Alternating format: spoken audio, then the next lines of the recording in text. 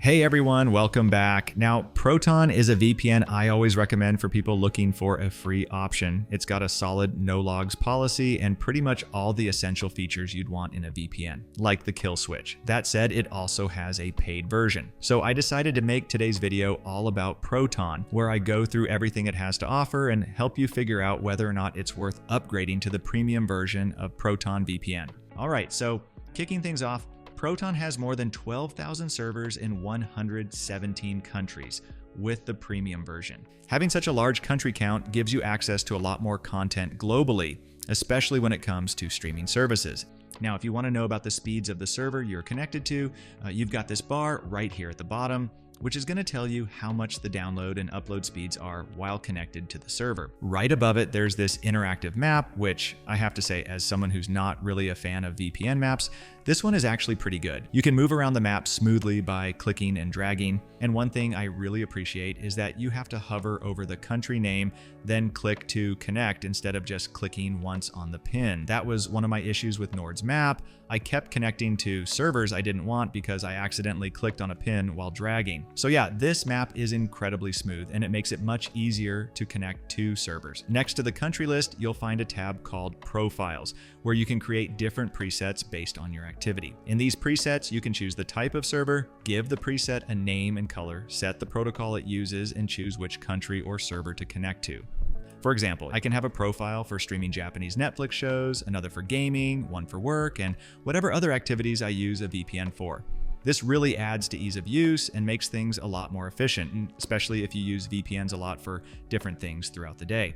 So yeah, in terms of ease of use and UI design, Proton is doing a pretty neat job. All right, back to servers. Proton has 4 different types of servers you can use based on what you're doing. The standard servers are the ones you'll connect to most of the time, and most are already optimized for streaming and torrenting.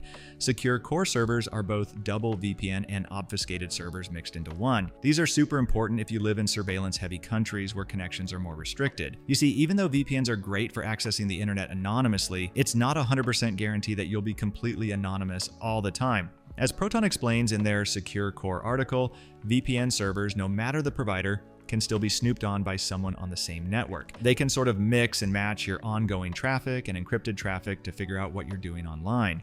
That kind of risk is really hard to pull off, and it takes a lot of resources that only special agencies and governments usually have. And that's where Secure Core comes in. It routes your internet traffic through multiple VPN servers, making it practically impossible to trace back your encrypted connection and figure out what you're doing online. These servers are also located in privacy-friendly countries like Switzerland, which adds even more security. So in short, if you live in surveillance-heavy countries or you're involved in risky activities like journalism, investigative work, or whistleblowing, these servers are designed for that. Other than Secure Core servers, you've got peer-to-peer specialty servers for torrenting and Tor servers that let you access the Tor network without downloading the browser.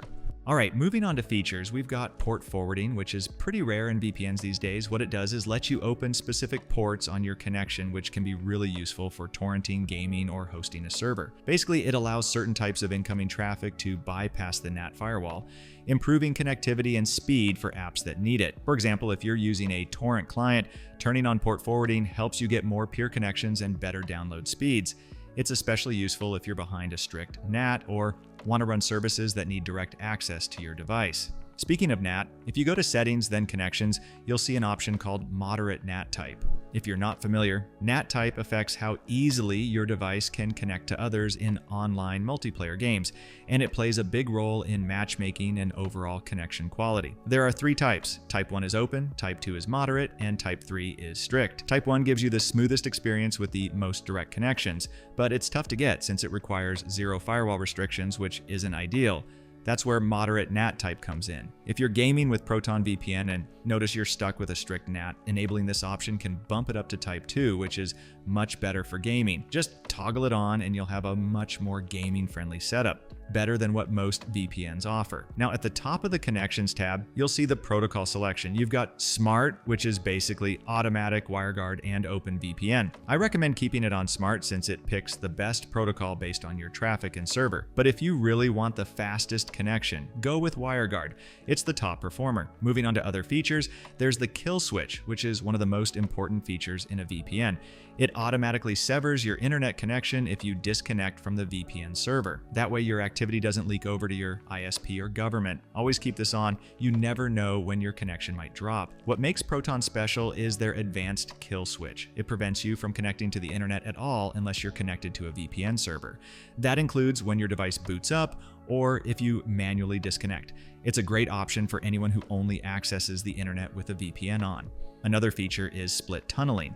This lets you pick which apps use the VPN connection and which don't. For example, if you're like me and you like watching Netflix while gaming, you can set Netflix to use the VPN connection and let your game use your regular internet. That way you're not stuck playing in a different region. Besides that, you also have NetShield, which blocks ads, trackers, and malware-infected sites. When you turn it on, it gives you 2 levels of protection. The first level stops your browser from loading resources from domains that host malware or spyware. The second level blocks ads and the trackers that ad companies use, in addition to blocking malware. And by the way, the advanced level is on by default when you enable NetShield. So as far as features go, not only do you get essentials like the kill switch, but you also get a lot of convenient tools based on your activity, which really add value to Proton Premium. All right, next, let's talk about Proton's privacy policy. You see, Proton operates on a strict no logs policy. This means that whatever you do while using Proton won't ever be logged or shared with other parties, as they're incapable of doing so physically. That said, talk is cheap, and a lot of VPNs claim this without proof, but not Proton. They've gone through audits by independent firms like Securitum and SEC Consult, and both confirmed that Proton sticks to its policies and doesn't compromise user data. So if you're privacy conscious, Proton is a very secure choice. Moving on to compatibility, Proton Premium lets you secure up to 10 devices with one subscription. That's more than enough for most users. They've also added support for more platforms like Fire Stick TVs, so you can use it on pretty much any device, and seeing them continue to expand is great. Now, when it comes to cost, Proton is on the affordable side. I would say it's pretty budget friendly, as it only costs about $3 a month if you go with the 2-year plan. You can also click the link in the description, which will always take you to the best discount currently available. And if you're worried about trying it and not liking it, don't be. They have a 30-day money-back guarantee, so you can give it a shot and get a refund if you're not satisfied for any reason. So final thoughts. If you're considering upgrading to Proton Premium, I'd say it's definitely worth it. You get more servers, simultaneous connections, quality of life features, and a big bundle of security tools, all for a budget-friendly price. And with a 30-day money-back guarantee, there's no harm in trying it out. That's it for today's video. Thank you so much for watching. Don't forget to check the links in the description. We'll always include the best Proton discount available. If you enjoyed the video, please like and subscribe and leave a comment if you have any questions. I'll make sure to answer all of them. Thanks again, and have a wonderful day.